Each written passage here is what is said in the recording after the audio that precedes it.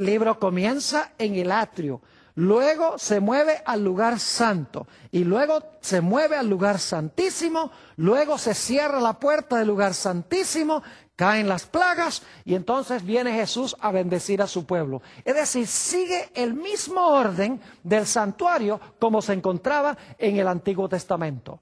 Es decir, Juan toma toda esa información que adquirió y le da una organización distinta.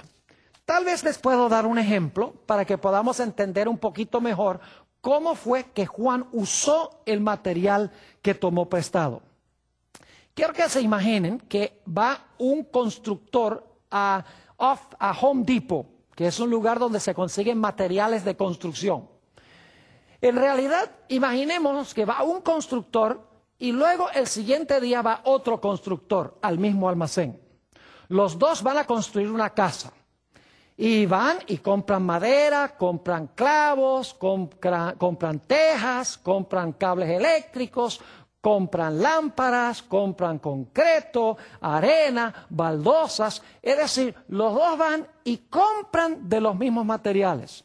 Pero lo interesante es que cuando ellos usan esos materiales para construir sus casas, cuando terminan, las casas son completamente distintas una de la otra. La clave no es que tomaron el material de la misma fuente, sino lo importante es cómo tomaron el material y lo juntaron. Es decir, que Juan tomó ese material y lo organizó de una forma distinta y escribió como resultado una obra maestra. Ahora, el libro de Apocalipsis es un libro simbólico, es decir, no habla en lenguaje literal, sino en lenguaje simbólico. El libro hay que descodificarlo, el libro hay que descifrar los símbolos, hay que determinar qué significan los símbolos. Hay símbolos como, por ejemplo, el falso profeta, el dragón, la ramera, el vino de la ramera, las aguas sobre las cuales se sienta la ramera, los dos testigos, el sello de Dios, la marca de la bestia, 1260 días, 7 cuernos, 7 ojos. Todo esto es lenguaje simbólico y lo que hay que hacer es descodificar o descifrar el idioma para ver qué es lo que Dios está tratando de enseñar. Es decir, el libro de Apocalipsis, de comienzo a fin, es un libro que se presenta en terminología simbólica. Ahora preguntémonos, ¿cuál es el tema central del libro de Apocalipsis? Al examinar el libro, no cabe duda alguna de que el libro de Apocalipsis tiene un tema central que corre desde el comienzo hasta el final del libro, y es el gran conflicto entre Cristo y Satanás. Y en ese gran conflicto, el libro de Apocalipsis enfatiza que Cristo vencerá y finalmente destruirá a Satanás y a sus huestes. Por ejemplo, en Apocalipsis el capítulo 12, solamente como un ejemplo de los muchos que podríamos usar, encontramos la batalla de Satanás en primer lugar contra una mujer que tiene un niño en su vientre, es decir, quiere destruir al niño cuando nazca.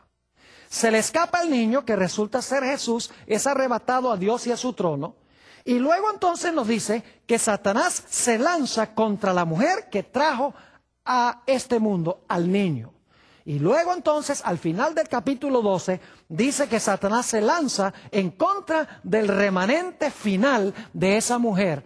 Y ese remanente final guarda los mandamientos de Dios y tiene el testimonio de Jesucristo.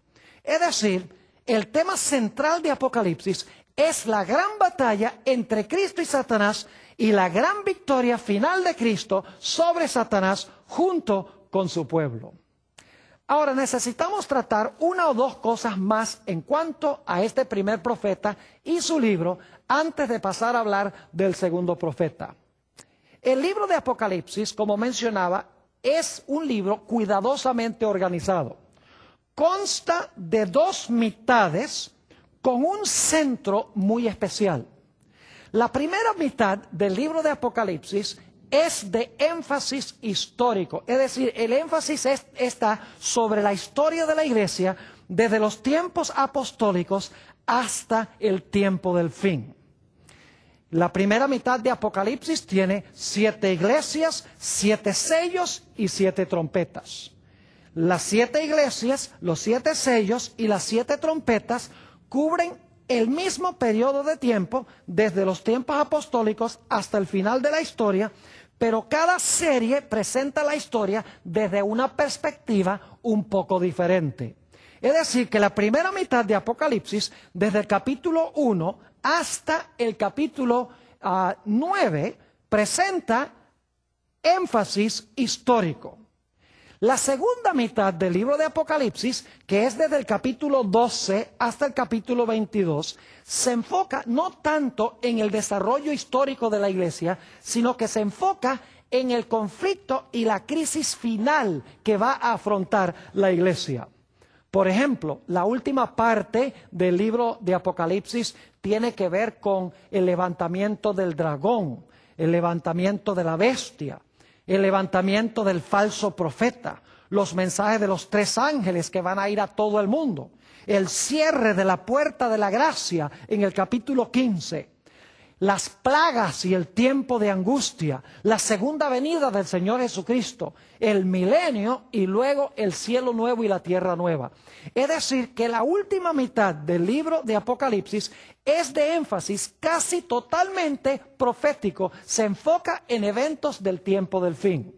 Es decir, que Apocalipsis tiene estas 2 mitades. La primera mitad de énfasis de la historia de la iglesia y la segunda mitad enfocándose especialmente en los eventos finales. En el centro del libro de Apocalipsis se encuentran 2 capítulos muy importantes: el capítulo 10 y el capítulo 11. Estos capítulos forman el corazón del libro. El capítulo 10 habla de un librito que Dios le manda a Juan que se coma. Dice que ese libro, cuando se lo coma, va a ser dulce en la boca, pero cuando llegue al vientre va a ser amargo en su vientre. Y dice que Juan se come el libro, es dulce en la boca y amargo en el vientre. Después de ese episodio, Dios le dice a Juan: es necesario que vayas y profetices de nuevo. El capítulo 11 tiene un énfasis muy especial y es sobre el juicio que inicia en el libro de Apocalipsis.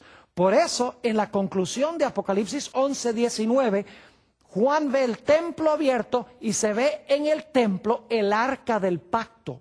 Saben que el arca del pacto se veía cuando empezaba el gran juicio en el pueblo de Israel, lo que se conoce como el gran día de expiación.